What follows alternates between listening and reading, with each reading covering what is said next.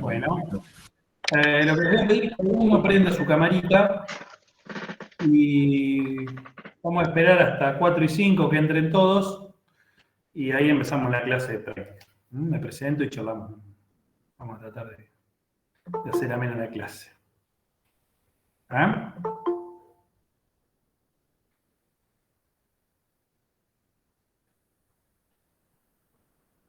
Bueno, esperamos hasta 4 y 5 que entren todos y empezamos la clase.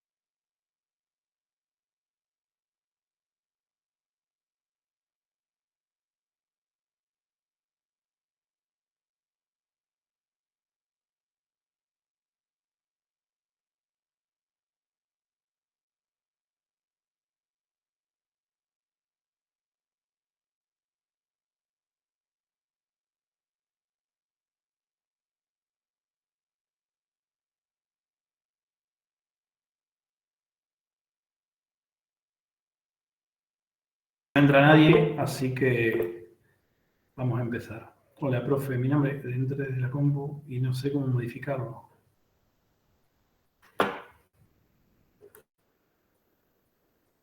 ¿Qué dice? No entiendo. Profe, mi nombre es Laura Gauna, entré desde la compu y no sé cómo modificarlo. No sé. Bien, bueno, primero que todo presento, mi nombre es Hernán Sanz, soy docente de esta cátedra de Impuestos 3, la comparto junto con Carlos Bueno y con Vicente Griselli. ¿Ya tuvieron la primera clase de presentación con Carlos el viernes pasado? Sí. ¿Alguno que prenda la cámara? Bueno. ¿Me escuchan bien, no? Sí, profe. Sí, profe. Sí, profe. Optamos por este sistema porque la verdad que creo que la plataforma de la facultad admite hasta 70 y la clase pasada no pudieron entrar todos. Sí, yo la clase pasada no pude entrar. Sí, yo tampoco. Bueno, igual creo que hay una forma de tener una cuenta Zoom en la universidad. La voy a tratar de gestionar.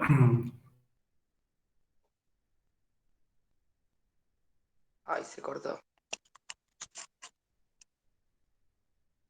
Ay, pensé que era yo sola nada más, que se le había cortado. No, pero por eso que al profe se le cortó. Al profe. Pero entre nosotros nos escuchamos. Sí. Sí, se me cortó el profe.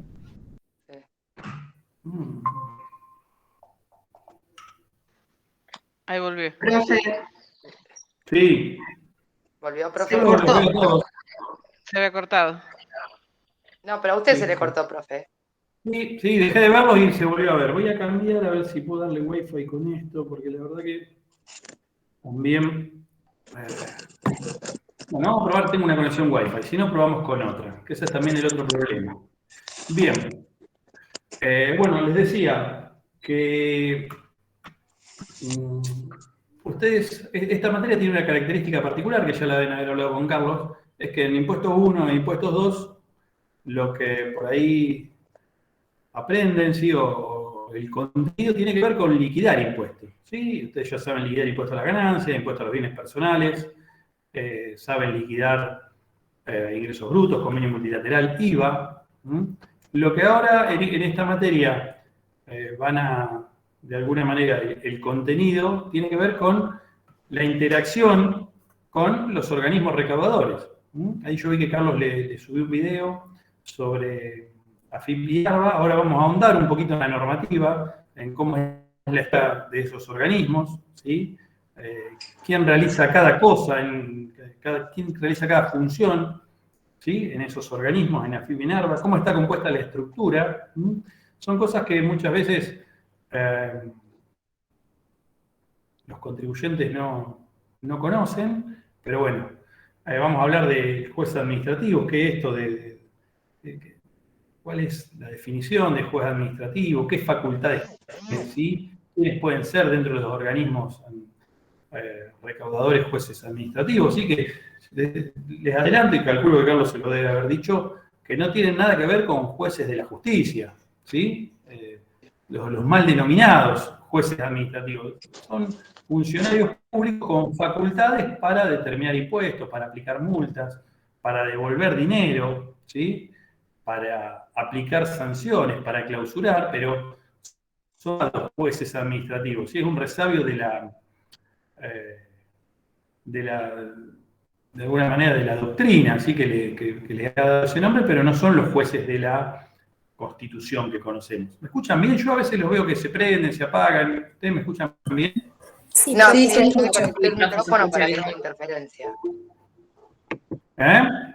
Yo desconecté el micrófono para que no le haga interferencia a usted. Está bien, pero ¿me escuchan bien? Sí, Cualquier sí. cosa, si no me llegan a escuchar, porque si se corta, Levantamos la escríbanlo en mano. el chat.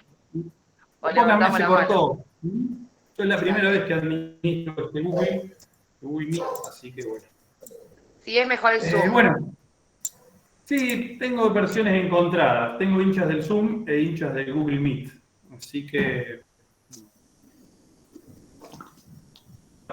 Sí, hay 82, aparentemente que los veo bien, o por lo que puede ser que a veces se caiga mi conexión, que es probable, pero bueno, esperamos unos segundos y vuelve. Bien, cualquier cosa me avisan, o alguno levanta la mano, o ponen en el chat, profe se cortó, así no sigo hablando, porque yo veo que se apagan las camaritas, cuando a veces tengo menor intensidad de señal, se apagan. Bien, entonces... vamos a hablar un poquito de los organismos recaudadores. Yo vi que Carlos dejó unas filminas, ¿sí? Que son habladas, que tienen algún resumen, muy claro. Pero bueno, ¿cuál es la normativa? Hay dos normas fundamentales que son un decreto, el 618 del año 97, ¿sí? Que es un decreto de necesidad y urgencia nacional, que, bueno, habla de la organización y la competencia de la Administración Federal de Ingresos Públicos. ¿Sí? Yo vi que ahí Carlos, en una filmina muy sencilla, explicó que la AFIP está compuesta por tres direcciones: la Dirección General Impositiva, la Dirección General de Aduanas y la Dirección Nacional de Recursos de la Seguridad Social. ¿Sí? Bien. Entonces, ese decreto 618 habla de cuáles son las funciones que tiene la Administración Federal de Ingresos Públicos. Yo después se lo voy a subir al decreto, al espacio de la cátedra, y el artículo 3 prevé que las funciones, ¿sí? Dice que es el ente de ejecución de la política tributaria y aduanera, y tiene un montón de funciones. Por ahí las más importantes son aplicación, percepción y fiscalización de los tributos y accesorios dispuestos por las normas legales, ¿sí? Fiscaliza esos tributos, ¿sí? Los determina. Ahora vamos a ver qué es esto de fiscalizar, de determinar. También de los tributos referidos a importación e exportación, ¿sí? Ahí vimos que hay una dirección que se llama la Dirección Nacional de Aduanas. Y también tiene delegada o tiene incumbencia en recursos de la seguridad social. Ahora, ¿quiénes son las autoridades? Bueno, la máxima autoridad en la Administración Federal de Ingresos Públicos es el administrador federal. Eso está previsto en el artículo 4 del decreto 618 del 97, ¿sí? Que dice que estará a cargo de un administrador federal, esta Administración Federal de Ingresos Públicos, que tiene rango de secretario de Estado, y también el decreto 618 establece cuáles son las funciones que tiene. Siguen entrando. ¿Ustedes escuchan como un sonidito? Sí, Sí, sí. sí, profe. Con sus compañeros que, ¿se acuerdan que cuando llegaban tarde en las clases presenciales eran los que entraban al aula? Bueno, Ya, ahora abría y cerraba Abría la la puerta. abran la puerta, bien. Ahora hacen pim pim y yo los admito. puerta. Bien. Entonces, la máxima autoridad en AFIP es el administrador federal. Tiene un montón de funciones, ¿sí? Tiene funciones de organizaciones interna. Fíjense que el artículo 6º en la entrada, bueno, Llevamos 88. Bueno. Sí, que estos entes autárquicos tienen la facultad de administrar sus propios recursos y de dictar, de alguna manera, de establecer su propia estructura. Yo lo que busqué respecto a la estructura, ahora cuando veamos cómo es la estructura de ARBA, cuál es la norma que establece la estructura y cuál es la norma que, de alguna manera, establece qué funciones tiene que cumplir cada agente dentro de la administración provincial. Sí, seguramente a nivel nacional debe haber, ¿no? o existe la misma norma, pero lo vamos a analizar en profundidad para la administración provincial. Entonces, por ejemplo, las facultades que tiene el administrador federal, ¿sí? Que están facultades de organización interna, están en el artículo 6º del decreto 618, y representar legalmente a la Administración Federal de Ingresos Públicos, organizar y representar el funcionamiento interno, ¿sí? En sus aspectos estructurales, funcionales y de administración de personal, dictar reglamentos de personal, tiene funciones hacia adentro del organismo, ¿sí? De conformar la estructura. También el decreto establece cuáles son las funciones de los directores, ¿sí? Estos que dijimos de esta Dirección General Impositiva, que está dentro de la Administración Federal de Ingresos Públicos, como también de la Dirección de Aduanas y de los de la Seguridad Social. Tiene facultades de reglamentación. Todos sabemos que en materia tributaria existe un principio de reserva de ley. ¿Qué quiere decir ese principio de reserva de ley? Cuéntenme. ¿Qué quiere decir el principio de reserva de ley o de legalidad en materia tributaria?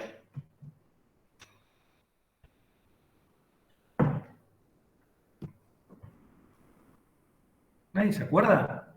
¿Me están escuchando bien primero? Este es el momento en el que no sé si estoy solo. ¿Me escuchan bien? Sí, se escucha. Bien. Sí, profe. Bien, Lorena, que dice. Bueno, ¿qué quiere decir el principio de reserva de ley y de legalidad?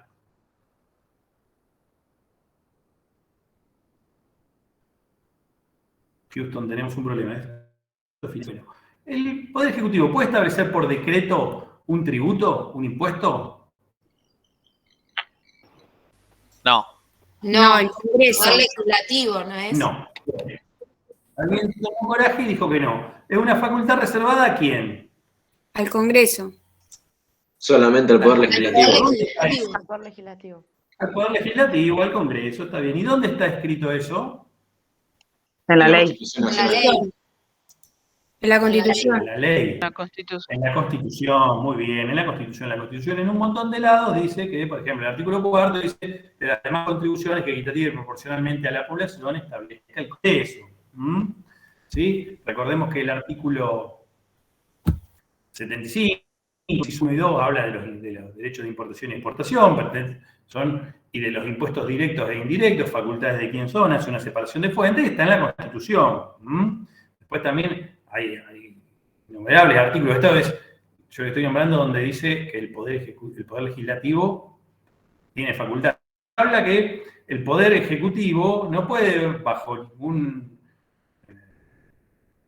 ningún concepto, establecer tributos.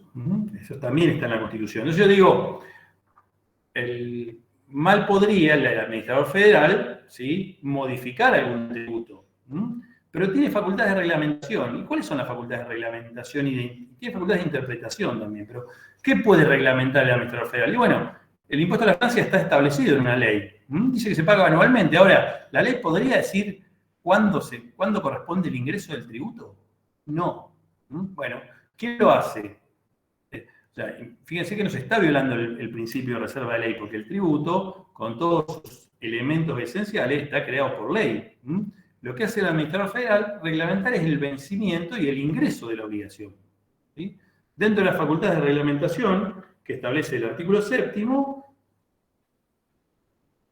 el inciso 4, ¿no?, del artículo 7º del decreto 618 dice: forma y plazo de presentación de declaraciones juradas y de formularios de liquidación administrativa de gravamen. Inscripción de agentes de información y obligación a su cargo, ¿sí? O sea, no puede crear el administrador federal agentes de retención y percepción, pero sí puede reglamentar la manera en que se inscriben, ¿sí?, y que tienen que presentar su declaración jurada. ¿Sí? Ustedes van a ver que los vencimientos ¿sí? De las declaraciones juradas surgen a través de una resolución general que está emitida por el Administrador Federal en el marco del artículo 7º de este decreto 618.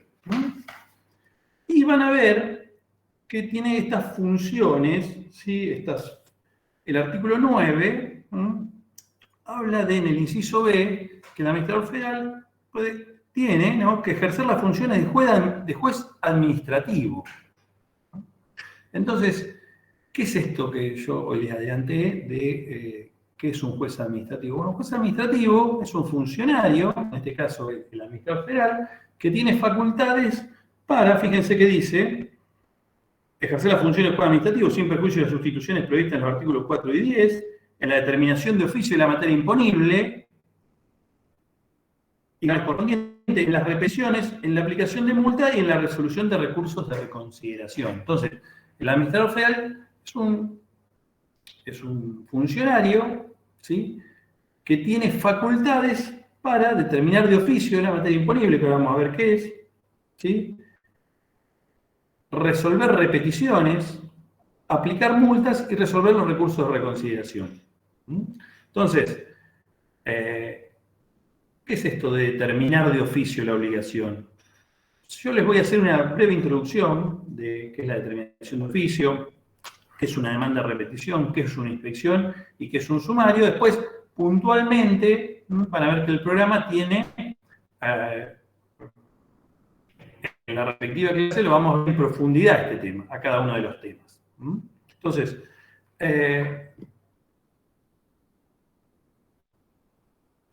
nuestro sistema no se colgó, era que a mí no me salía la palabra.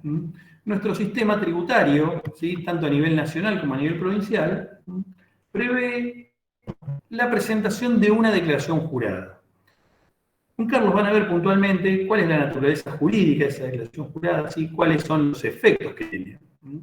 Lo que yo quiero que tengan en claro es que la particularidad que tiene el sistema tributario es que pone en cabeza del deudor, ¿sí?, o del contribuyente, la cuantificación y el ingreso del tributo. ¿Sí? ¿Sí? Entonces, es el deudor que exterioriza, ¿sí?, cuánto es el quantum de su gravamen, presenta esa declaración jurada y lo ingresa. ¿Sí? Entonces, ¿de dónde surge este sistema de administración tributaria? Bueno, imagínense que en el impuesto a las ganancias, ¿sí?, o sea, el sistema prevé, o existen, no nuestro sistema lo prevé, pero existen para las administraciones tributarias diferentes sistemas. Podría ser la administración tributaria quien determina la obligación, o quien la cuantifica, o podría ser el contribuyente. Ahora, imaginémonos que hay en el impuesto a las ganancias. ¿La administración podría liquidar el impuesto de todos los contribuyentes? ¿Qué les parece? O en el impuesto al valor agregado. ¿Qué les parece? Yo siempre doy el ejemplo, estamos en este salón virtual, ¿sí? Si yo soy el fisco, ¿podría saber calcular el impuesto a las ganancias de todos ustedes como contribuyente? ¿Qué les parece? Posible. No. Y es medio complicado, ¿no? ¿Sí? Porque el fisco cuenta con información de todos los contribuyentes, pero no como para calcular y determinar su impuesto. Entonces, el sistema de administración tributaria en nuestro país, ¿sí?, eligió, de alguna manera, este sistema de declaración jurada, tanto a nivel nacional como a nivel provincial. ¿Y qué es? Es que el sistema de declaración jurada pone en cabeza del contribuyente de un deber formal, que es presentar una declaración jurada a través del cual cuantifica su impuesto e ingresa al saldo. Sí, entonces ustedes me dicen, está bien, suena todo muy lindo, porque si el fisco no tiene manera de cuantificar lo que tiene que ingresar cada contribuyente, lo hacen los contribuyentes. Ahora, ¿qué conlleva el sistema de administración tributaria a través del cual los contribuyentes o los deudores, ¿sí?, o el sujeto pasivo es quien cuantifica la obligación? Para que esto funcione, ¿qué es lo que debe tener el fisco? Información. Claro. Pero yo siempre digo, estos sistemas de administración tributaria del cual hablamos, ustedes en impuestos, en impuestos 1, que después fue impuestos 2, ¿no? Aprendieron a liquidar el impuesto a la ganancia. Ustedes van a liquidar el impuesto a la ganancia de contribuyente y van a presentar la declaración jurada. De hecho, lo que aprendimos a hacer en impuestos 1 fue eso. Bueno, entonces, pero es una autodeclaración, si quieren, que hace el contribuyente. Entonces, el fisco, ¿qué tiene que reservarse? Un montón de facultades, que se llaman facultades de fiscalización y control, a través del cual va a verificar si esas declaraciones son correctas o no. ¿O no? Si no, no tendría sentido el sistema si no hubiese esta otra pata que yo les digo, o sea, en los sistemas de administración tributaria, a través del cual quien exterioriza la obligación es el contribuyente, ¿no? Tienen, o sea, la otra pata del sistema son las facultades de fiscalización y verificación que tienen los organismos recaudadores, porque imagínense que si los organismos recaudadores no tuvieran esta facultad de fiscalización, no sé cuántos contribuyentes presentarían su declaración jurada y la abonarían. Entonces, esto que leíamos recién como facultades del administrador federal de determinar de oficio la materia imponible, bueno, la determinación de oficio, ya lo vamos a ver, procede cuando el contribuyente presentó esa declaración jurada de la que estamos hablando, o esa declaración jurada es inexacta. Porque imagínense que no puede quedar librado a la voluntad del contribuyente el cumplimiento del gravamen. Si bien el contribuyente puede no presentar su declaración jurada, si no lo presenta, o esa declaración jurada que presentó el contribuyente es inexacta, el fisco subsidiariamente lo puede determinar de oficio. ¿Cómo lo va a determinar de oficio? Vamos a ver en una clase puntual de determinación de oficio cómo hace el fisco para AFIP y ARBA para determinar de oficio su obligación de ese contribuyente que no presentó la declaración jurada o que la misma es inexacta. ¿Cómo hace el fisco para saber si una declaración jurada es inexacta? ¿Qué les parece? ¿Cómo se da cuenta? Y a raíz de la facturación, lo que claro, pero tiene que ir a verlo. Sí, bueno, lo funciona. ¿No? Sí, por eso mismo se dice que se verifica. ¿Tienes datos? Claro, porque así como yo les digo que los fiscos no tienen conocimiento de la totalidad de la actividad de los contribuyentes, ¿no? Por eso no pueden liquidar el gravamen, por eso eligieron este método de administración, que es el presentar una declaración jurada, sí tienen un montón de información de los contribuyentes. Entonces, lo que sí hacen los fiscos es cruzan información. El fisco hoy, la FIP conoce de todos ustedes qué bienes tienen, ¿sí? Qué automotores tienen, qué inmuebles tienen, qué depósitos tienen en el banco, qué plazo fijo, cuántos dólares compraron, ¿sí? Cuánto pagan de expensas, ¿sí? Cuánto pagan de colegios privados. Tienen un montón de regímenes de información que ahora vamos a ver dónde lo sacan. Porque esos regímenes de información, ¿sí? No es que alguien le informa a FIP o ARBA voluntariamente. Esos regímenes de información surgen de deberes de información que tienen tanto los contribuyentes como otros respecto de la situación fiscal de terceros. ¿Sí? Entonces, los colegios privados, ¿sí? Cuando la cuota supere determinado monto, tienen que informar a FIP quiénes son los que abonan esa cuota. Pero no lo hacen, voluntariamente. Lo hacen porque están cumpliendo con una obligación que es, así como los contribuyentes tienen la obligación de presentar la declaración jurada, hay un montón de agentes que se llaman agentes de información que tienen la obligación de presentar una declaración jurada, pero no determina el tributo, sino esa declaración jurada lo que hace es informa. ¿Sí? Lo mismo los bancos, lo mismo un montón de sujetos. Entonces, ¿cómo llegamos hasta acá? ¿Cómo hace el fisco para saber que una declaración jurada es inexacta o si no la presentó para cuantificarla mediante una inspección? Vamos a ver cómo se realizan las inspecciones, vamos a ver que pueden ser presenciales. Hoy hay muchas inspecciones, con todo esto de la pandemia se aceleró mucho las inspecciones virtuales, donde los requerimientos a los contribuyentes ya no les llega un inspector golpeándole la puerta y dejándole un papel, ¿sí? Sino que le llega mediante una notificación electrónica al domicilio fiscal electrónico. La próxima clase vamos a ver de domicilio fiscal, cuál es el domicilio fiscal y cuál es el domicilio fiscal electrónico, ¿sí?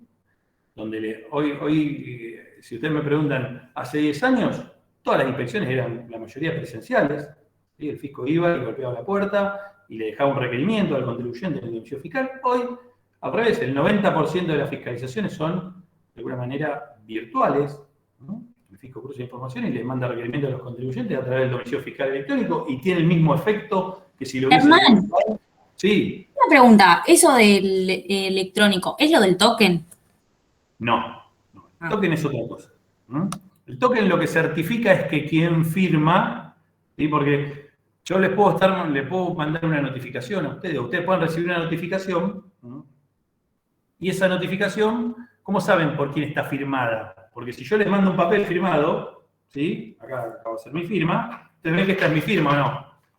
¿Bien? ¿Sí? Va a tener un sello y una firma. Ahora, si esa comunicación le llega al domicilio fiscal electrónico, ¿cómo saben quién la firmó? Bueno, entonces, el token lo que sirve para certificar la firma de quien está firmando ese documento electrónico. ¿Sí? Hay todo un protocolo de autenticación atrás de eso. ¿Sí? Pero los tokens sirven para eso. Gracias. Bien. Después vamos a hablar de domicilio fiscal electrónico y es importante. Antes el contribuyente lo que hacía esperaba que le llegara una notificación en su domicilio fiscal. Ya vamos a ver cuál es el domicilio fiscal, ¿no? La clase que viene. Hoy lo que tiene que hacer el contribuyente es entrar a un sitio con su clave fiscal, donde si tiene una notificación en el domicilio fiscal electrónico le avisa.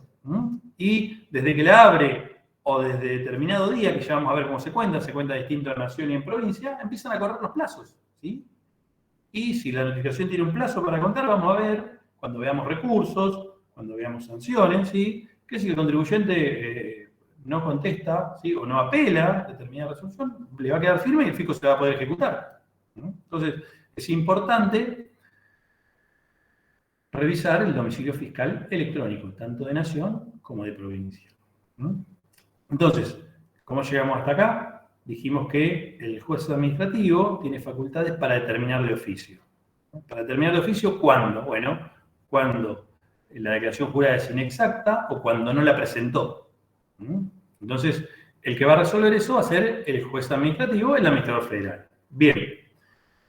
Ahora, ese contribuyente que ingresó la determinación de oficio, ya vamos a ver cuáles son las resoluciones que se le notifican, porque el contribuyente tiene que ejercer su derecho de defensa.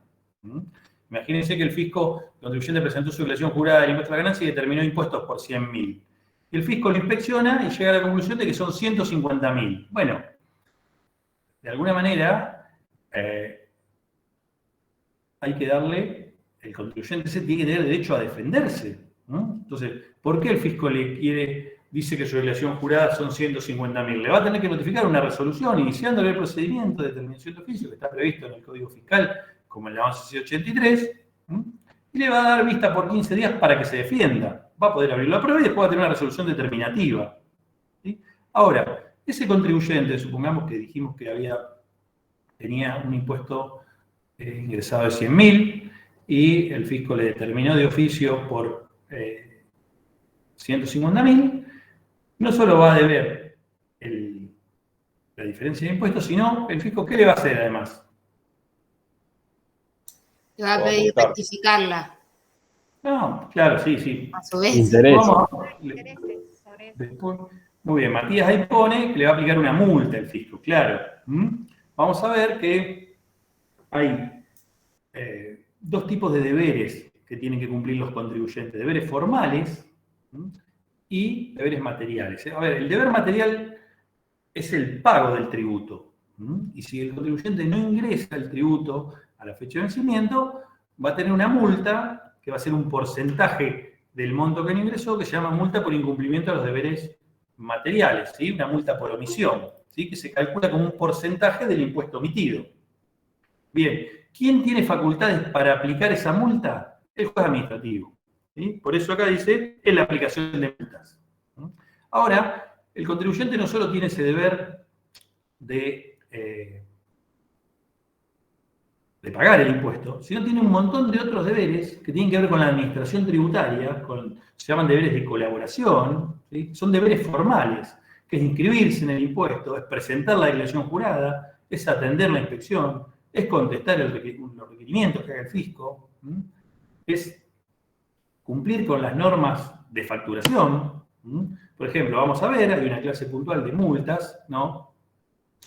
¿Qué pasa si un contribuyente no emite un comprobante respaldatorio? Está obligado cada vez que vende, ¿sí? Hay una resolución de AFIP, una resolución general, de estas que emite el Administrador Federal, que se llama la 1415 del año 2003, que tiene un montón de modificatorias para acá, pero dice que cada vez que un contribuyente venda, tiene que emitir un comprobante. Y ahí está esto de factura A, B o ticket a consumidor final, y factura C, depende si sea responsable inscrito o monotributista, ¿no? Y quién sea el sujeto perceptor, va a tener que emitir determinado comprobante, y lo va a tener que registrar. Ahora, ¿qué pasa si el contribuyente no emite ese comprobante? No está incumpliendo el deber material del pago, está incumpliendo un deber formal. Vamos a ver que los deberes formales, el incumplimiento de los deberes formales se sancionan con multa, o con clausura, o con decomiso. Vamos a ver que, ¿a usted qué les parece? Si un contribuyente no emite ticket, viene un inspector y lo clausura, ¿qué les parece a ustedes? Y que no. Parece medio estaría todo clausurado. Claro. ¿No le impone una multa? Le tendría que imponer una multa en caso de que... Bien. No. El código, tanto el código fiscal en provincia como la ley 11683 en nación, los artículos 40 y 32, está la posibilidad de clausurar. Pero lo que les digo, ¿les parece como procedimiento que el inspector directamente lo clausure? ¿Podrías repetir lo de la ley? Los artículos ya lo vamos a ver. ¿Sí? En el Código Fiscal, las causales de clausura, si los quieren ir viendo, están en el artículo 72. Fíjense que el primer inciso, no emitan facturas o comprobantes de sus ventas. ¿Sí? Dice, será pasible una multa de hasta 80.000 pesos, esto se actualizó, es mucho más, ahora yo tengo el Código Fiscal del año pasado, y clausura de 4 a 10 días. Pero yo, porque quiero que vayan en el curso de alguna manera arraigándose con algunos principios que debe cumplir la administración. Pero ¿les parece bien que el contribuyente, sale un sujeto del comercio, pasa un inspector y le dice, ¿te dieron ticket? No. Pum, le pega la faja de clausura? ¿Les parece normal? No, podría preguntar primero.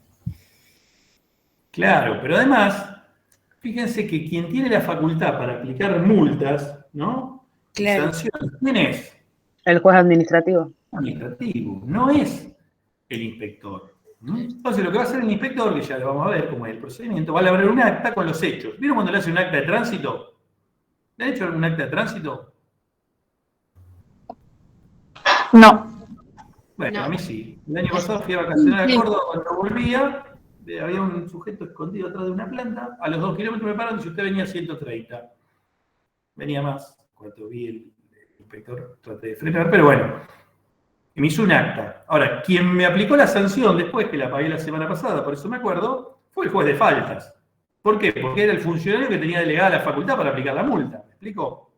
Bueno, en materia tributaria es algo parecido. O sea, el inspector lo que va a dejar constancia de los hechos, ¿no? Y le va a dar X días de plazo. ¿Para qué? Para que el contribuyente presente un descargo, porque tiene derecho a ser oído, a presentar pruebas y a una resolución fundada, que es un principio del debido proceso que está en la Constitución Nacional y provincial. ¿Sí?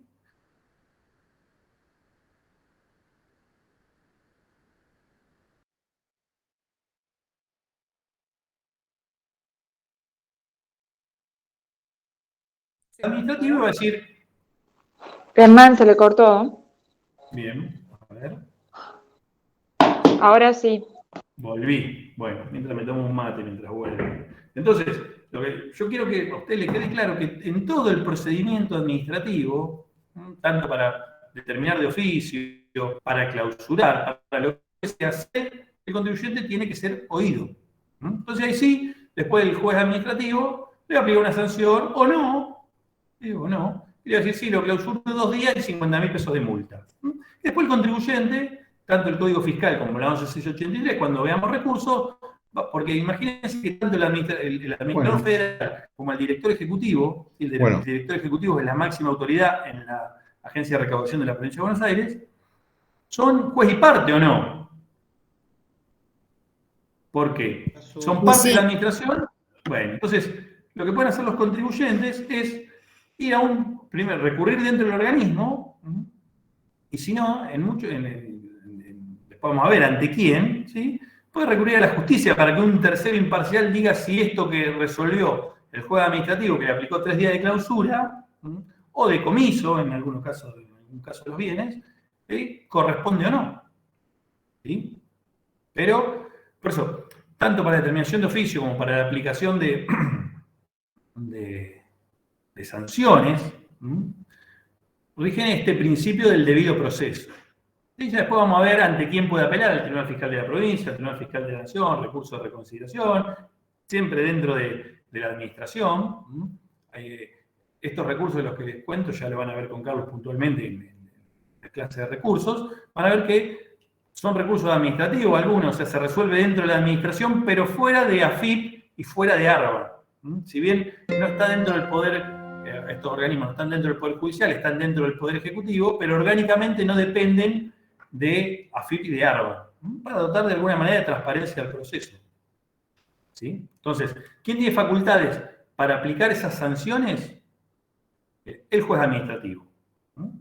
Tiene una tablita que valora antecedentes antecedentes, agravantes y atenuantes, y ustedes me dicen, ¿por qué el juez administrativo le aplica a uno 4 días de clausura y a otro 8?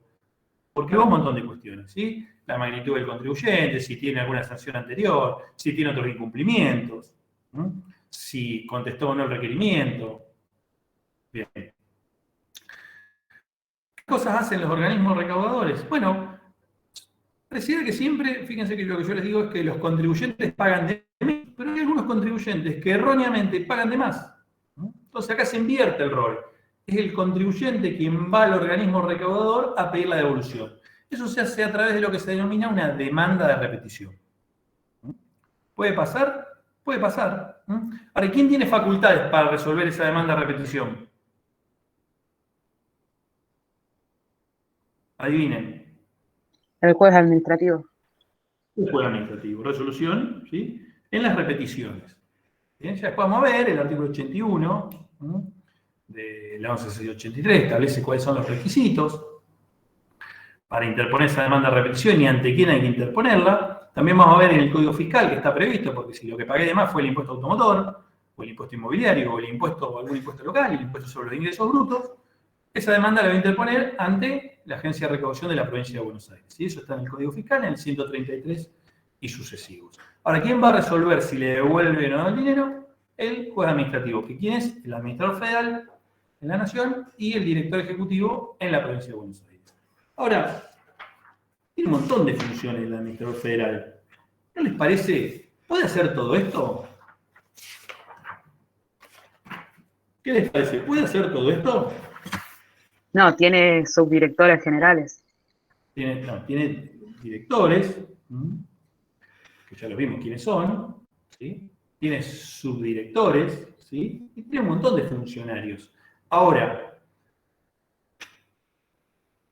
¿qué es lo que puede hacer? Entonces hay una palabra que es importante en la administración, que se llama delegar.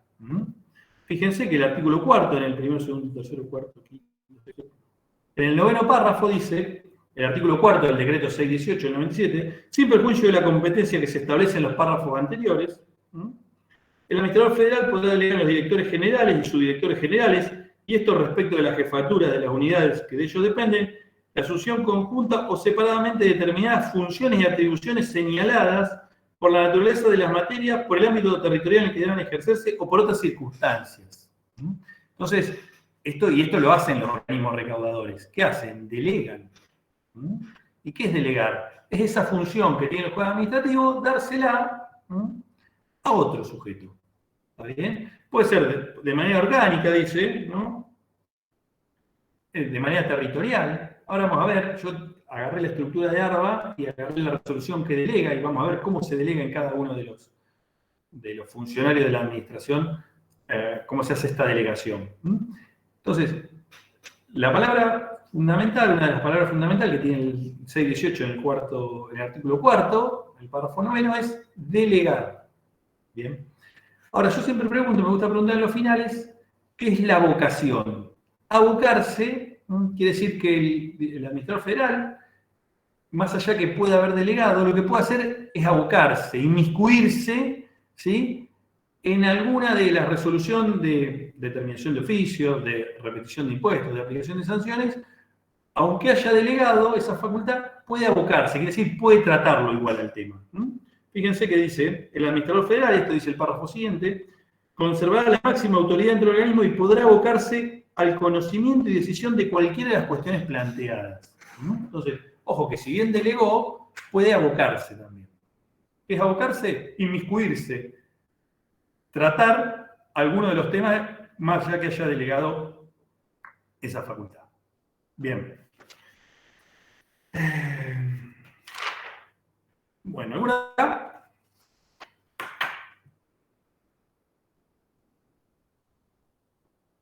No. ¿No?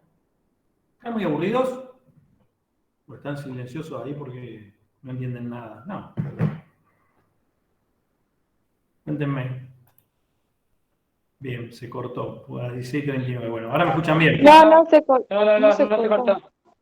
Bueno, No, está buenísimo. bien, profe. ¿Estamos Bueno, escuchando entonces, bien?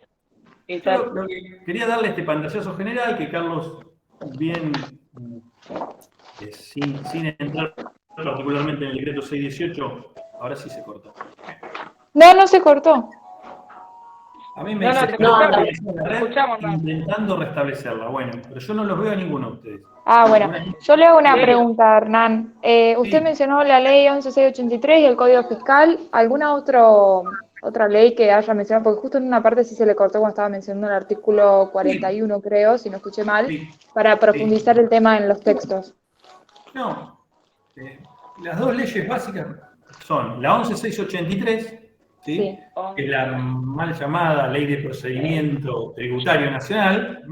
Mientras tanto, el decreto 618, que lo voy a subir, y el Código Fiscal. ¿Se acuerdan del Código Fiscal? Lo vimos cuando... Ahora sí se le cortó. Hay un sonido de fondo. Ahora sí. ¿Tiene el micrófono prendido? Hay un sonido, una música. Ah, no. Sí, también la escucho.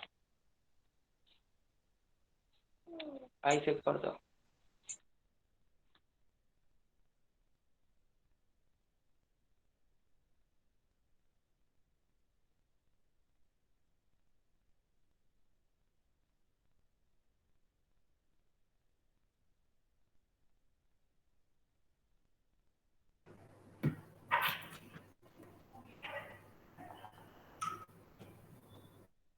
Bien. ¿Me escuchan ahora? Sí, ahora lo Ahora escucho. sí. Sí, ahora sí. Hernán, pregunta, puede ser. Ahí se cortó de nuevo. Bien. ¿Ahora me escuchan? Sí. Sí. Bueno, ¿Me buenísimo. escuchás vos? Buenísimo. Sí. Profe, ¿me escuchás? Sí. Fernando habla. ¿Cómo Sí, estás? Fernando.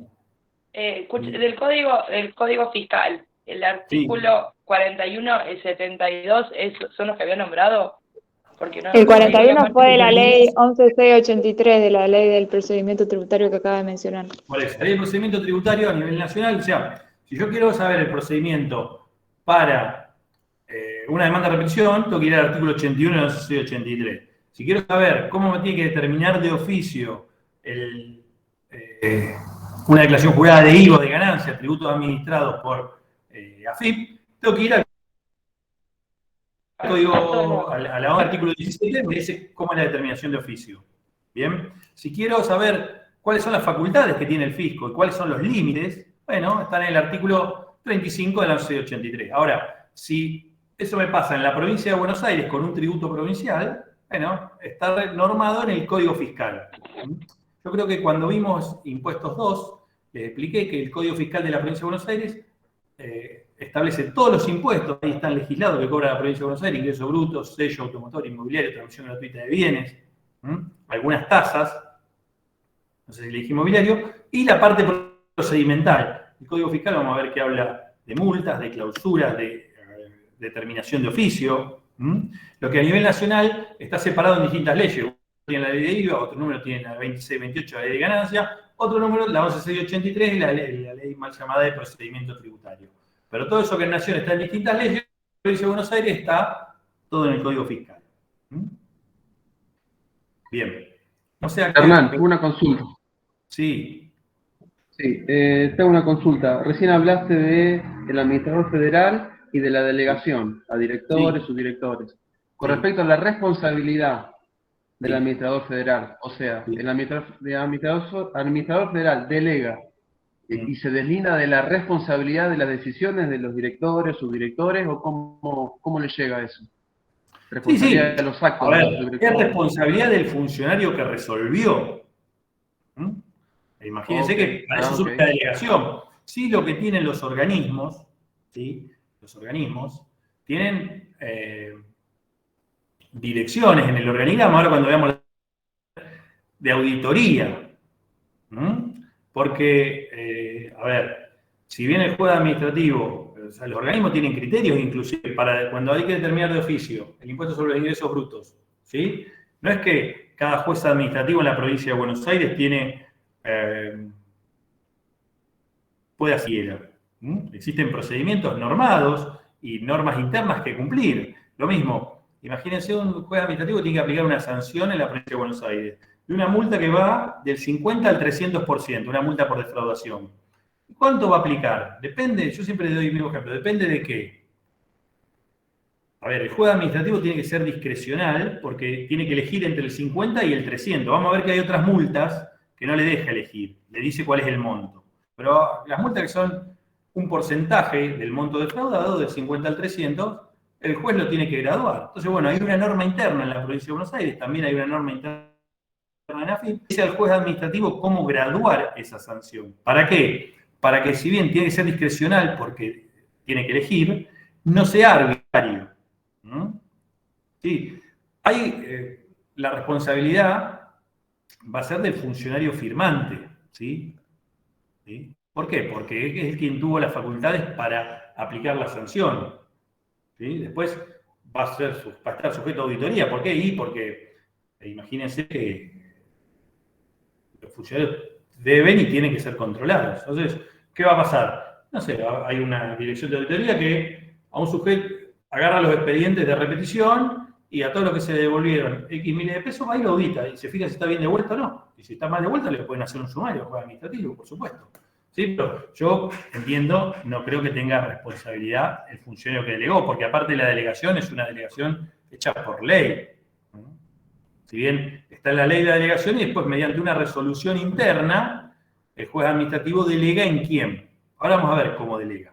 Pero yo creo que la responsabilidad es del funcionario que tiene la facultad delegada.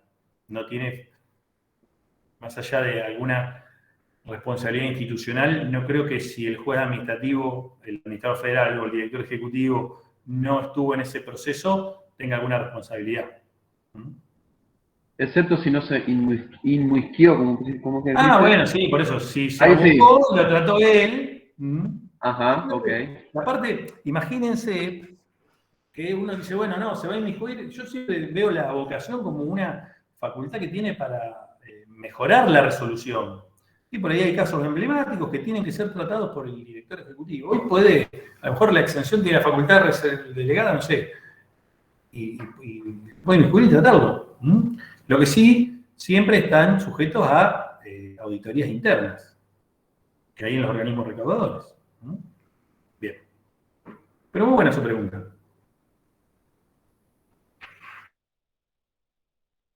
No me acuerdo por dónde andábamos. Estábamos hablando de la 1183 y del Código Fiscal. ¿Sí? Y de qué facultades tenían y la delegación y la vocación. Bien, vamos a hablar un poquito de provincia de Buenos Aires. ¿Sí? Entonces, para ver, a nivel del decreto 618 del 97, se los recomiendo que los lean, por lo menos los artículos que vimos, ¿sí? Tiene un montón de artículos con un montón de funciones que tiene la Administrador Federal, que no me interesa que las sepan a todas, pero quiero que sepan que tiene la función de juez administrativo, que tiene la funciones de organización interna, tiene funciones de reglamentación a través de resoluciones generales, tiene facultades de interpretación. Bueno, todo esto, yo no quiero que sepan un montón de funciones que tienen, pero sí está el 618 y cuáles son las más importantes. Bien. ¿Cómo es en la provincia de Buenos Aires? Bueno, la provincia de Buenos Aires existía hasta el año 2007 la Dirección Provincial de Rentas, ¿no? Y mediante la ley 13.766 se creó la Agencia de Recaudación de la provincia de Buenos Aires. Yo le voy a subir la ley, es esta, ¿no? Tiene unos poquitos artículos, que fusiona, ¿no? O absorbe la Agencia de Recaudación, que comúnmente conocemos como ARBA, la Subsecretaría de Ingresos Públicos, la Dirección Provincial de Renta, la Dirección Provincial de Catastro Territorial, la Dirección Provincial de Defensa del Contribuyente, la Dirección de Servicios Informáticos, la Dirección de Auditoría y la Dirección de Investigación Forense. Todas esas direcciones y la Subsecretaría de Ingresos Públicos se fusionaron, se absorbieron en ARBA, en la Agencia de Recaudación de la Provincia de Buenos Aires. Bueno, ¿qué facultades tiene ARBA? Dictar normas, normas obligatorias, ¿de qué? De carácter reglamentario, ¿sí? Entonces, esto creo que se lo nombró Carlos, lo que el Administrador Federal reglamenta mediante resoluciones generales, en Provincia de Buenos Aires se denominan resoluciones normativas, ¿no? Y, por ejemplo, los vencimientos están establecidos a través de una resolución normativa. Bien.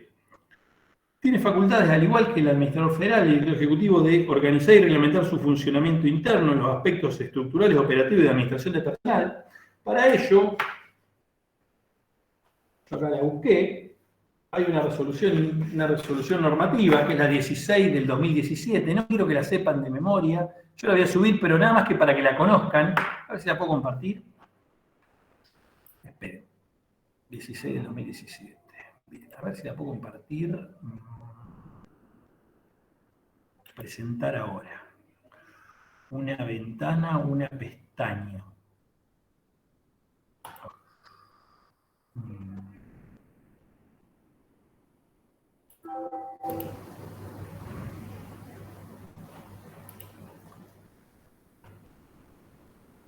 Es la primera vez que uso esto. Una pestaña. A ver si me deja. Me trae el Meet. Una ventana. Ahí está, a ver. ¿La ven ahí? No. ¿Sí? Ahora sí. Bueno, miren lo que dice. Esta es una resolución normativa firmada por el director ejecutivo, quien era el director anterior de ARBA, en el 2017, y dice que la Agencia de Recaudación, como entidad autárquica, el orden previsto en esta ley, tiene por finalidad primordial la ejecución de la política tributaria mediante determinación, fiscalización y percepción de tributos y accesorios. Bien. Que la ley 1366 faculta al director ejecutivo a organizar y reglamentar el funcionamiento interno de la agencia. Esta es la facultad que tiene de hacer en los aspectos estructurales. Entonces, esta resolución normativa lo que hace, crea la estructura. Entonces, fíjense que dice, el director ejecutivo de la agencia de recaudación, que es que firma usted, que yo muevo el mouse acá, no. ¿Ven que estoy moviendo el mouse o no? Sí. Bueno, el que firma acá a la derecha, el director, resuelve. O sea, aprobar la estructura orgánico-funcional de la agencia de recaudación. Y acá fíjense todos los cargos que se crean en la agencia. Entonces, determinar para la estructura organizativa aprobada por el artículo primero, conforme a los cargos vigentes que rigen la administración pública, ley tanto, un cargo de subdirector ejecutivo de recaudación, un cargo de subdirector ejecutivo de acciones territoriales, un cargo de subdirector ejecutivo de asuntos jurídicos, un cargo de subdirector, y acá están todos los cargos, están después de los subdirectores vienen los gerentes generales, después vienen los gerentes, después vienen los subgerentes, después vienen los jefes de departamento. Esta es la estructura que tiene la agencia de recaudación. Fíjense que yo hoy la imprimí, tiene 146 hojas, un montón. No quiero que la sepan. Lo único que me interesa es que sepan que hay en las facultades que tiene el director de organización, establece la estructura del director ejecutivo para abajo, similar a lo que puede hacer el administrador federal, ¿no? Y entonces, acá está la estructura. Fíjense, y acá lo que van a ver es, ¿ven el organigrama que ahora quedó torcido? Bueno, fíjense, está el director ejecutivo con todos los subdirectores y después cada subdirección, la siguiente página está en blanco, tiene sus gerencias generales y sus gerencias. Bien. Dejar de compartir. Ahora me tendrían que ver a mí. Bien. Entonces,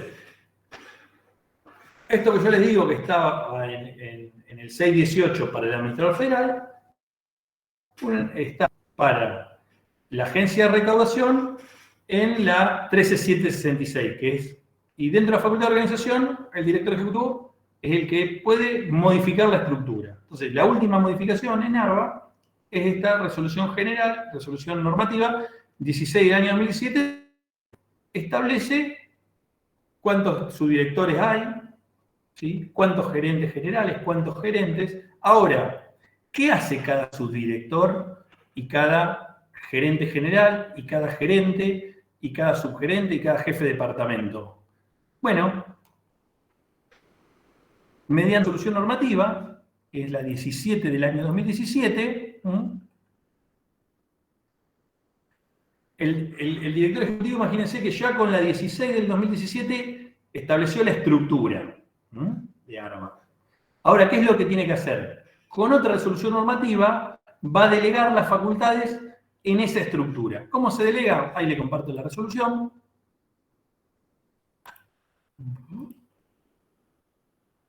¿Ahí la ven? ¿Sí?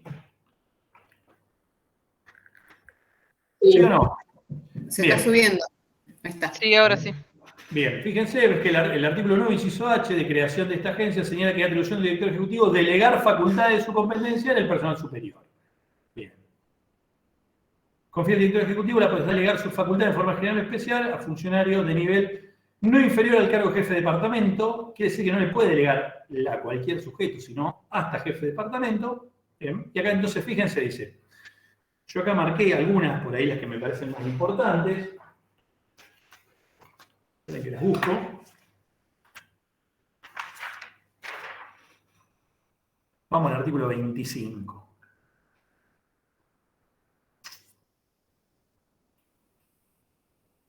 Bien, mira, ves. Delegar en su dirección, en el subdirector ejecutivo, acciones territoriales y servicios, resolver de repetición, compensar, imputar o cambiar de imputación los importes abonados en forma indebida correspondientes a impuestos predeterminados, ¿sí? Predeterminados son automotor e inmobiliario, cuando el capital a devolver, compensar o imputar no supere la suma de 500.000 pesos. Bien. ¿Qué quiere decir? Está delegando, pero ojo, delega en función del monto. Quiere decir que si alguien va a la agencia de recaudación a hacer una demanda de repetición porque pagó erróneamente el impuesto automotor, no sé, o el inmobiliario, o ingresos brutos, está delegado en otro subdirector, por 1 millón de pesos, ¿quién lo puede resolver? El director ejecutivo. El director ejecutivo. ¿Por qué? Porque la delegación, el subdirector puede resolver hasta 500.000. Fíjense que esto sigue. Este subdirector puede determinar y liquidar obligaciones fiscales y su accesorio y puede imponer sanciones también. Bien. Ahora, fíjense, delegar en el gerente, después del gerente, del subdirector están los gerentes generales, ¿no? Entonces, en el área, el gerente general de atención y servicios, resolver las demandas de repetición hasta 150.000 pesos. ¿Sí? Van a ver que están también el gerente general de coordinación, que quiero buscar, delegar en los subgerentes de coordinación, bien. Resolver la demanda de repetición de hasta 50.000. ¿Sí? Aplicar la sanción de clausura, suspensión de actividad, establecer la fecha en la que será efectiva, designar funcionarios que deberán efectivizar la clausura. Entonces, en este ejemplo, ahí me tienen que ver a mí otra vez, que yo les doy, ¿qué es lo que quiero que sepan? Que la delegación territorial, ¿sí? Pero también se hace en función, se hace territorial y en función del monto. Entonces, ¿qué es lo que sucede? Alguno de ustedes pagó o ingresó de más el impuesto a los ingresos brutos y son 120.000 pesos. Lo van a presentar en la agencia de recaudación de la provincia de Buenos Aires, no hay duda, con los requisitos que establece el Código Fiscal, que ya vamos a ver cuáles son cuando veamos demanda de repetición. Ahora, ¿quién va a resolver eso?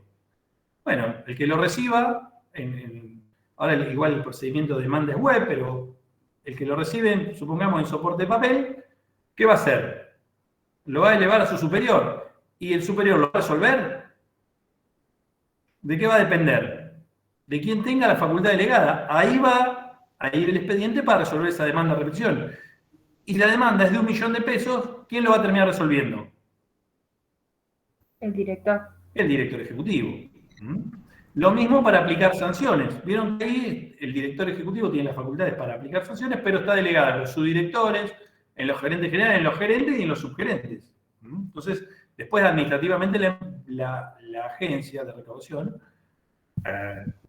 tiene de alguna manera, porque usted me dice, la sanción de clausura, ¿quién la puede aplicar? Todos los funcionarios, esos que yo le nombré, porque todos tienen delegado la facultad. Bueno, hay una organización interna en la agencia que establece quién va a ser particularmente, pero todos tienen facultades para aplicar esa, por ejemplo, para clausurar. Entonces, ¿qué es lo que...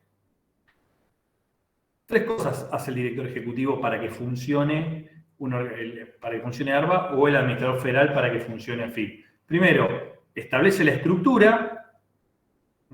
Segundo, delega. Y tercero, ¿qué falta? Ya tenemos la estructura. Tenemos qué es lo que cada uno en la estructura. El tercer punto es ponerle nombre a esos cargos. El director ejecutivo o el administrador federal designa quiénes son los subdirectores, quiénes son los gerentes generales, quiénes son los gerentes, ¿sí? Profe, disculpe, ¿cómo dijo? Primero la estructura, segundo delega. Delega, porque por eso está, y después hay una resolución que no se publica porque no, o sea, son internas, ¿sí? Tanto en AFIP como en ARBA, donde se designa al gerente general, al gerente. Cuando hay cambios de estructura, normalmente la misma resolución interna le da nombre a todos los funcionarios, le pone nombre propio a todos los funcionarios. Después puede ser que uno se renuncie y se va, bueno, hay que hacer una resolución interna particular para cubrir ese cargo. Pero es facultad del director ejecutivo designar, y del administrador federal, designar los agentes que van a cubrir esos cargos. ¿Sí? Bien. No sé qué más anoté de ARBA.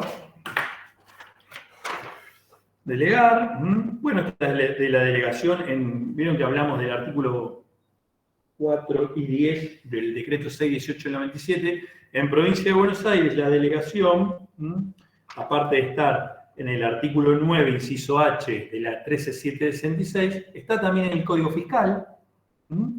Les dejo para que lean el artículo 9, ¿sí?, del Código Fiscal, donde habla de el juez administrativo y de la delegación.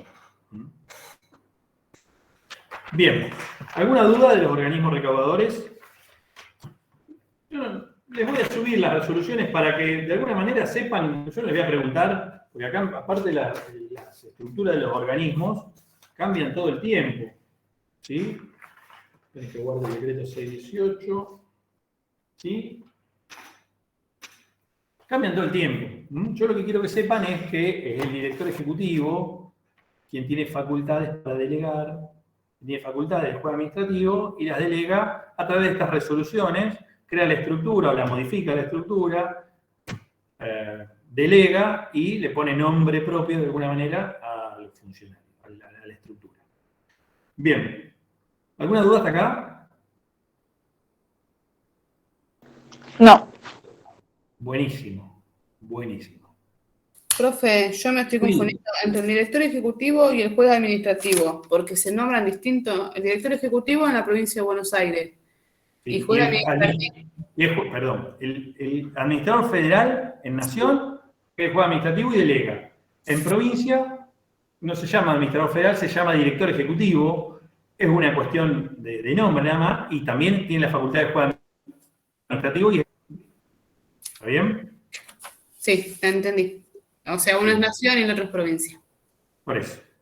Gracias. ¿Quién es el director ejecutivo de AFIP? Ni idea. Mercedes Marconi. Muy bien. ¿Faustino iba a decir eso? ¿Faustino Blanco? Sí, sí, sí. Bien. ¿Y quién es el director ejecutivo en la provincia de Buenos Aires? se llama Cristian Girard.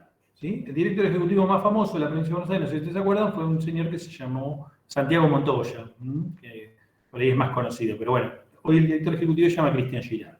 Ya saben, yo creo que esto se lo nombra Carlos en la Filmina, cómo se designa el director ejecutivo de la Administración Federal, lo designa el poder que tiene cierta estabilidad. Bien, bueno, hacemos un cortecito, si les parece, 5 minutos, y les cuento cómo es la consulta tanto en Nación como en provincia.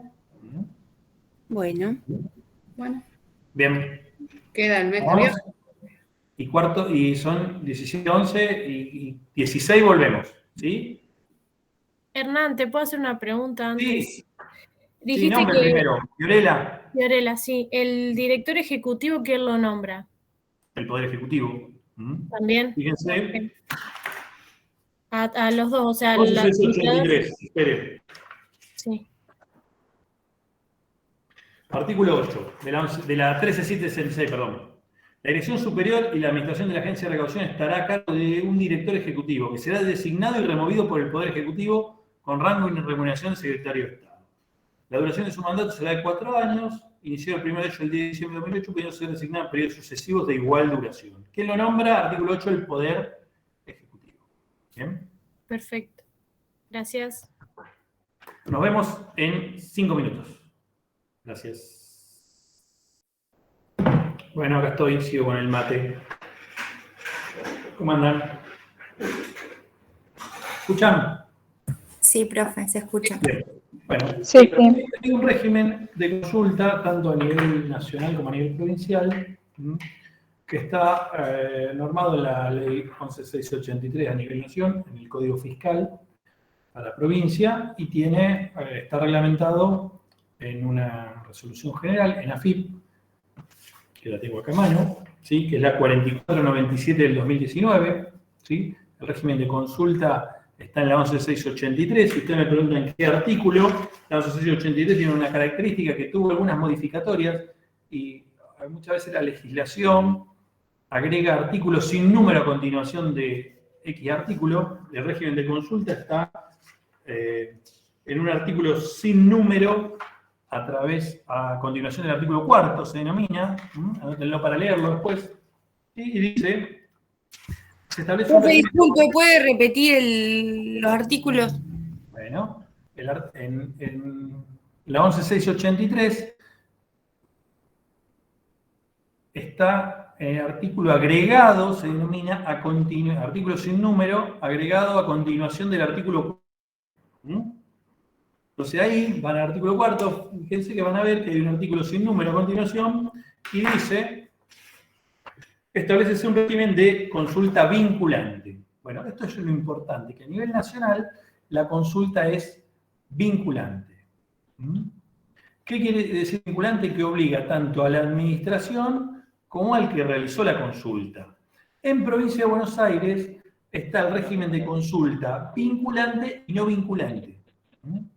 Pero el Código Fiscal... ¿Cómo, profe? ¿En la provincia cómo es? En la provincia de Buenos Aires, vayan a ver, está en el artículo 25 y sucesivos, está, fíjense que dice, los sujetos pasivos, sí que son los sujetos pasivos, ya lo van a ver con Carlos cuando vean sujetos, también son denominados contribuyentes, y demás obligados tributarios, esto dice el Código Fiscal en el artículo 25, que tengan interés personal y directo, podrán formular a la autoridad administrativa correspondiente consulta debidamente documentada sobre la aplicación del derecho respecto al régimen, la clasificación o calificación tributaria a una situación de hecho concreta, actual o futura.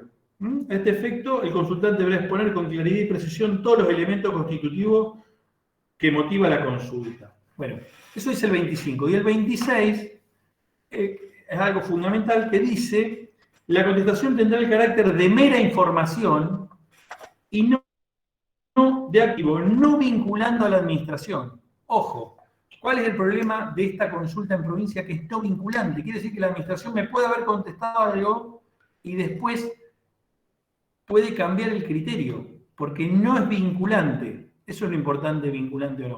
Mientras que en Nación siempre es vinculante la consulta. ¿Está? Bien. Lo que dice el segundo párrafo del artículo 26 dice que la autoridad de aplicación, o sea, ARBA, podrá establecer un régimen de consulta vinculante. O sea, que ARBA puede establecer un régimen de consulta vinculante mediante la reglamentación, pero todavía no lo estableció. Por lo tanto, lo único que está normado, si bien el Código Fiscal prevé la consulta que es no vinculante y que la autoridad de aplicación puede establecer un régimen de consulta vinculante, todavía no está reglamentado en Provincia de Buenos Aires. Por lo tanto, la consulta, si bien está en el Código, que podría ser vinculante y tiene que reglamentarse, todavía no está reglamentado. Por lo tanto, la única que está reglamentada, la única consulta, está en una disposición normativa, que es la B1 del año 2004, de los artículos 9 a 19, está reglamentado el Instituto de la Consulta no vinculante en Provincia de Buenos Aires. ¿Está? Entonces, ustedes me preguntan, pasando en limpio, la consulta de nación, de artículo 5, a continuación del artículo 4, es vinculante. ¿Qué dice el Código Fiscal en el 25 y sucesivos? En el 26 dice que la consulta que se haga a la agencia es no vinculante, pero que puede haber una consulta vinculante que tiene que reglamentar. ¿Cómo la va a reglamentar ARBA? Mediante una resolución normativa. Todavía no se reglamentó, por lo tanto, la consulta en provincia, la que está reglamentada es la no vinculante.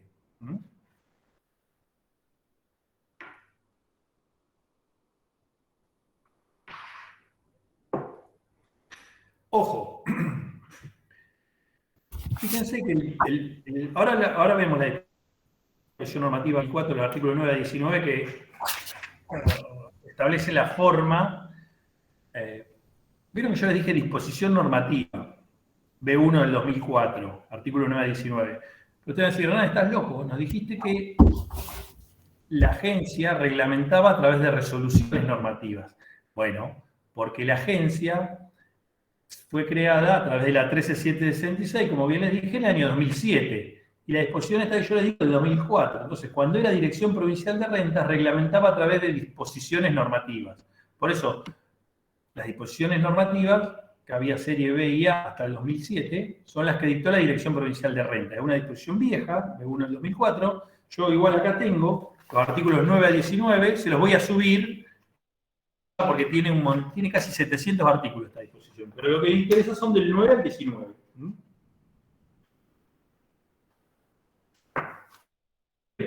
Pero ¿qué puede pasar? Puede pasar que en Provincia de Buenos Aires, fíjense, yo haga una consulta, la administración me conteste, me diga cómo tengo que actuar en esa situación, yo actúo de esa manera, y como es mera información puede cambiar el criterio. Lo que dice el Código Fiscal es que si yo acaté lo que resolvió la agencia de recaudación a la consulta, y después la administración cambia el criterio, y como es no vinculante, solamente voy a tener que, porque no se me van a aplicar multas e intereses. Sí le voy a deber el impuesto, en caso de que haya un cambio de criterio. Eso está en el artículo 27. Sin perjuicio de lo establecido en el artículo anterior, en los casos que la contestación tenga el carácter de mera información, dice, el sujeto pasivo, o sea, el contribuyente, que tras haber formulado la consulta hubiera cumplido con las obligaciones tributarias de acuerdo con la contestación del órgano competente, no incurrirá en responsabilidad ni le serán aplicables los intereses previstos en el Código. Siempre que reúna determinados requisitos, es que no hayan cambiado, que no se hayan alterado posteriormente los antecedentes y circunstancias, ¿sí? Y que se hubiera producido antes de realizarse el hecho imponible. Ahora, una pregunta. Sí. Una pregunta. El artículo 27, el que estás diciendo ahora, es del Código Fiscal. Del Código Fiscal. Perfecto, sí. Gracias. O sea, prevé que si la administración me cambia el criterio, no le tenga que pagar a la administración multas e intereses por el cambio de criterio.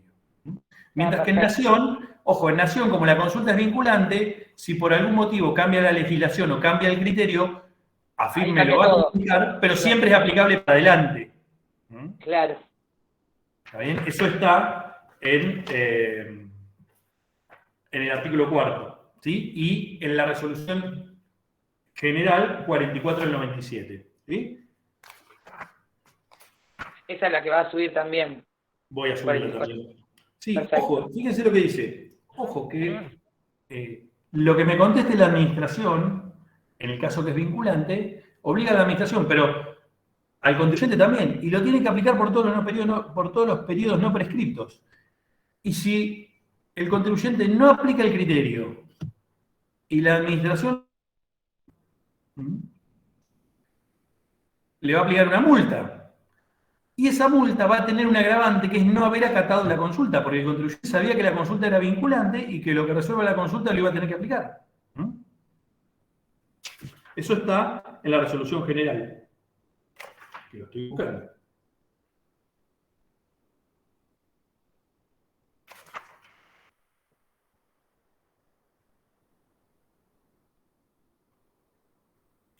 Fíjense que dice, la opción del presente régimen implicará para el consultante, esto lo dice la resolución de AFIP, ¿no? La 4497 del 2019, la obligación de acatar estrictamente el criterio técnico jurídico contenido en la respuesta dada por el organismo, o en su caso por la resolución dictada por el Ministerio de Hacienda, porque puede ser la consulta lo que tiene en Nación, si lo que resolvió la consulta, el contribuyente que hizo la consulta, que es vinculante la consulta, no está de acuerdo el contribuyente, la resolución de la consulta la puede apelar el contribuyente ante el Ministerio de Hacienda. Y una vez que resuelve el Ministerio de Hacienda, va a ser obligatoria para las partes. ¿Sí? Entonces, el contribuyente, dice el artículo 13, lo tiene que aplicar para todos los gravámenes, para los periodos fiscales no vencidos, no prescriptos. Y fíjense lo que dice el último párrafo del artículo 13, dice, el incumplimiento de la obligación prevista en el presente artículo constituirá una circunstancia agravante a los fines de la graduación de dichas sanciones. Me preguntan, ¿se puede apelar? Sí, la resolución que resuelve la consulta se puede apelar dentro de 10 días ante el Ministerio de Hacienda. Y una vez que resuelve el Ministerio de Hacienda, queda firme. Bien. Yo lo que digo es, ojo lo que van a consultar los organismos recaudadores. Hernán, eso está en el artículo 13 de ¿qué decreto? 13 y 14 de la resolución general 4497 del 19, que es la que reglamenta el artículo a continuación del cuarto sin número de AFIP. De la 1183, perdón. La resolución de AFIP. ¿Bien? Sí, igual van a ver que también, tanto esto en las dos consultas... Ay, profe, perdón, ¿de qué resolución está? ¿De qué el 13 y 14? De la 4497 del 2019, que es la que reglamenta el artículo a continuación del artículo cuarto de la 11683. Listo. ¿Sí? Bien. ¿Qué es lo que les contaba? Cuando hay una cuestión sometida a fiscalización, no se puede consultar sobre el mismo impuesto y que está sometido a fiscalización, aunque sean distintos periodos fiscales. ¿Por qué? Porque ¿quién va a resolver en la fiscalización? Cuando termine la fiscalización, si hay una determinación de oficio, va a resolver el juez administrativo y es el que va a aplicar el criterio. Entonces, no está vedado realizar consultas sobre cuestiones que estén sometidas a fiscalización. Y si hay una, miren lo que prevé también la norma, la 4497 y la B1 en provincia. Si hay una cuestión sometida a consulta y se inicia una fiscalización, hay que comunicarlo tanto a donde se hizo la consulta como a la fiscalización que hay una consulta realizada.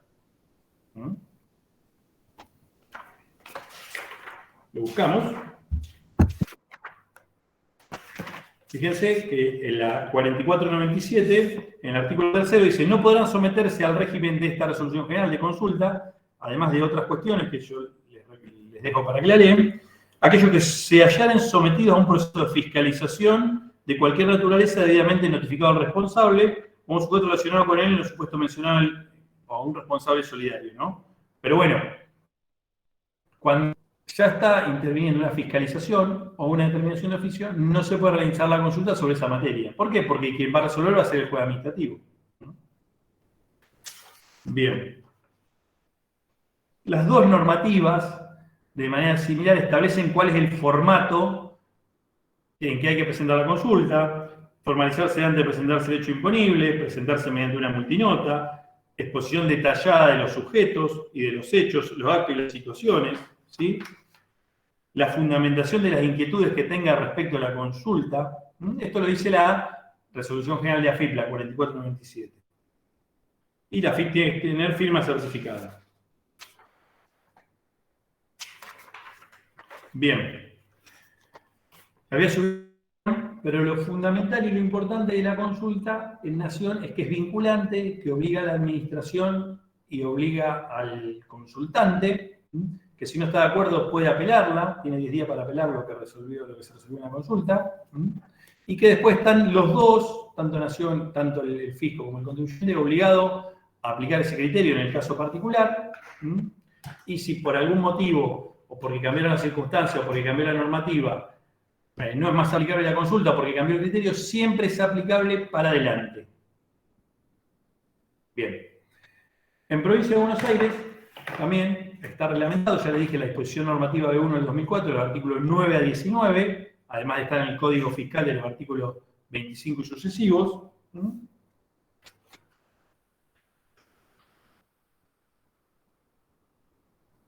También dice que la particularidad que tiene la consulta en Provincia de Buenos Aires es que no es apelable. En Nación tiene 90 días para resolver el consultante, el organismo, en provincia tiene 60, pero no es apelable la resolución.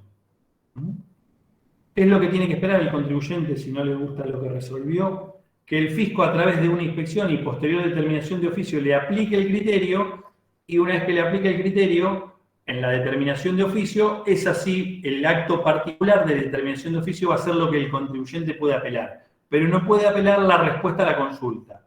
Puede apelar el acto particular que aplica el criterio de la consulta en la determinación de oficio.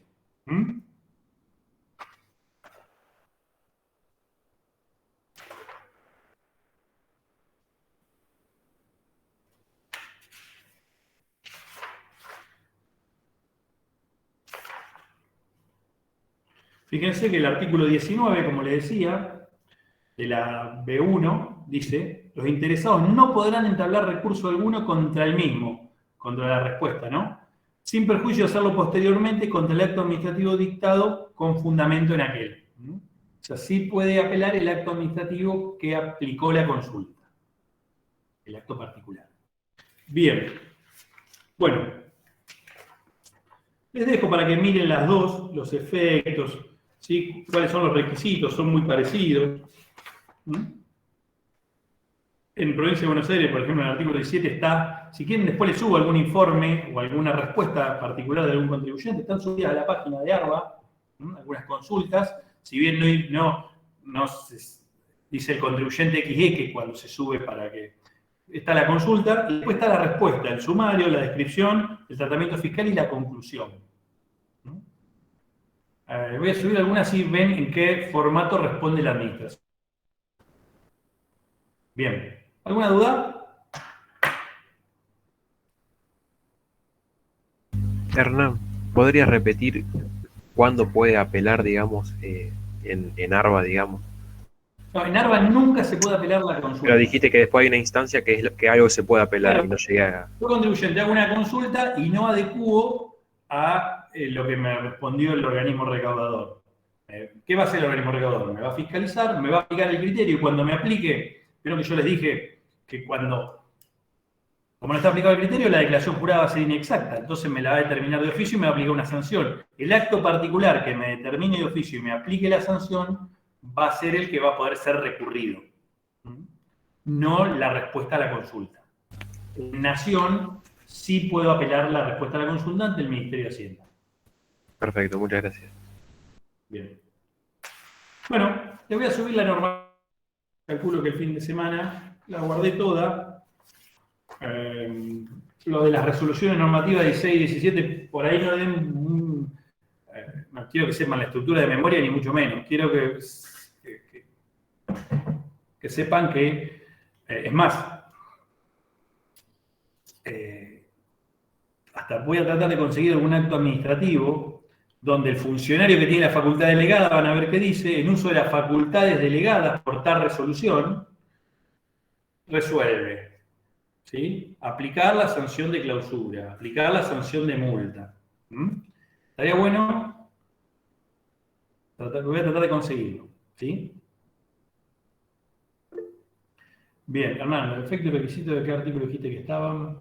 Bueno, están en las dos resoluciones los efectos y los requisitos, ¿sí? Pero lo más importante es que la de nación es vinculante y la de provincia es no vinculante. Al menos es no vinculante la que está reglamentada. Hay una que si se reglamenta puede ser vinculante, pero no está reglamentada. Yo le subo las dos resoluciones, los requisitos están... Requisitos, artículo 10 de la B1. Datos del contribuyente, exposición clara y precisa de todos los elementos, relato pormenorizado de los antecedentes, acompañado de la documentación respaldatoria. ¿Sí? Van a ver que la administración hasta puede hacer un requerimiento al contribuyente para que amplíe, porque a lo mejor la consulta no es clara. Voy a tratar de subirle alguna consulta. Profe, una consulta. Sí. Usted dijo que en provincia, bueno, que no es vinculante y que eso significa que ARBA puede cambiar el criterio. Pero dijo algo de ahora en adelante, como algo así. No, de ahora en adelante es en nación está previsto que si cambia el criterio es de aplicación para adelante. En provincia no. Pero en provincia lo que pasa es que si el contribuyente, porque el contribuyente que va a decir, mira, hice la consulta, me dijiste que hiciera blanco, apliqué blanco y ahora me decís que es negro y me lo aplicás de manera retroactiva, lo podría hacer, ¿sí? Sí. Porque no vincula a la administración, pero en ese caso el contribuyente solo debería el impuesto, no multas e intereses, porque actúa de acuerdo a lo que le dijo la administración. Eso está en el artículo 20. En caso de provincia sería. Sí. O sea, como que no es retroactivo y no es multa. Está en el artículo 27 del Código Fiscal eso. ¿Sí? La 4497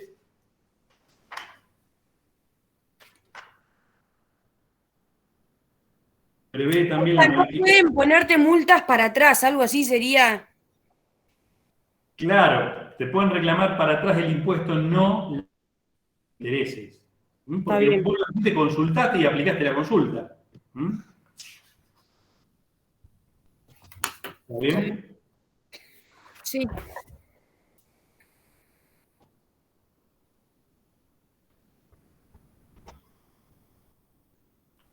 Te dejo para que lean el 27 del Código Fiscal que les dije y lean el 15 el último párrafo, compárenlo con el 27, el último párrafo de la resolución general. Bien. Bueno, seguramente la próxima clase, que va a ser el jueves que viene, está buenísimo que no se haya trabado, que no haya quedado nadie sin entrar al Google. Está buenísimo.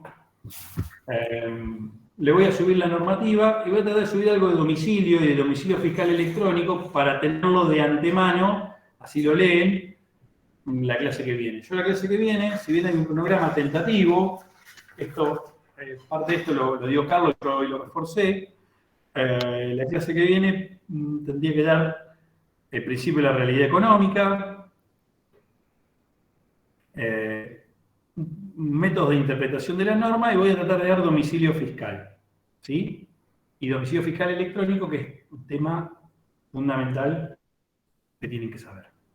Pero bueno, yo la otra clase no pude estar, la clase del viernes pasado. ¿Las dicta así por Zoom o son las clases que están grabadas?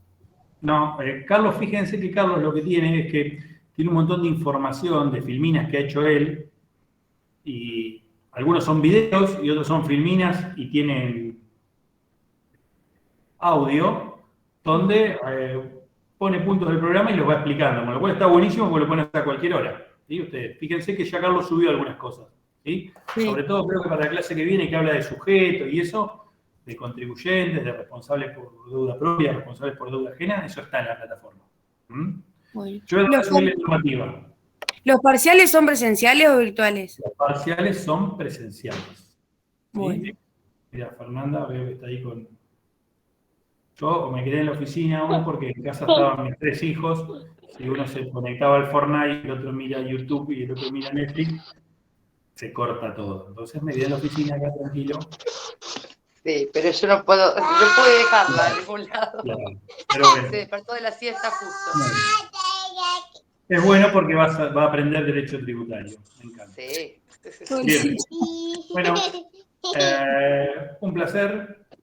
Nos vemos el jueves que viene. Gracias. Gracias, profe. Chao, profe, gracias. ¿Qué clase? ¿Con Carlos? Chao, gracias.